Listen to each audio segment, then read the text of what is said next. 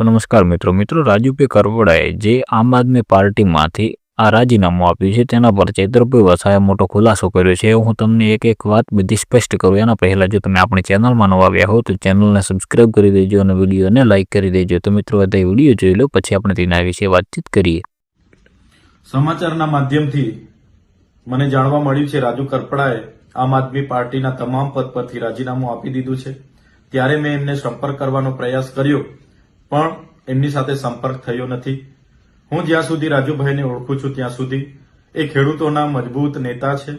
આમ આદમી પાર્ટીમાં રહીને ખેડૂતોના ન્યાય માટે અનેક લડતો એમણે લડી છે।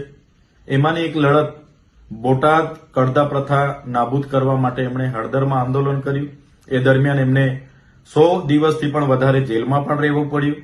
ત્યારે આ ભાજપ સરકારની નીતિ રહી છે કોઈ પણ વિપક્ષના નેતાને ડરાવવાનું ધમકાવવાનું દબાવીને કઈ રીતના એમના તરફે લઈ જવું, કઈ રીતના આંદોલનને દબાવી દેવું, આંદોલનને તોડી દેવું, એ જ નીતિનો ઉપયોગ એમણે આ વખતે રાજુભાઈ કરપડા પર પણ કર્યો છે। જેના બસ થઈને રાજુભાઈ કરપડાએ રાજીનામું ધર્યું હશે એવું મને લાગી રહ્યું છે। જે પ્રકારે આમ આદમી પાર્ટીએ પૂરા ગુજરાતમાં ખેડૂતોની સાથે રહીને જે લડત આખી ઉભી કરી છે, લડત આજે પણ આમ આદમી પાર્ટી લડે છે અને આવનારા દિવસોમાં પણ લડવા માટે આમ આદમી પાર્ટી કટિબદ્ધ છે। ગુજરાતની જનતા માટે હર હંમેશ આમ આદમી પાર્ટીના કાર્યકર તરીકે અમે સૌ ગુજરાતની જનતાના ન્યાય માટે હર હંમેશ લડતા રહીશું।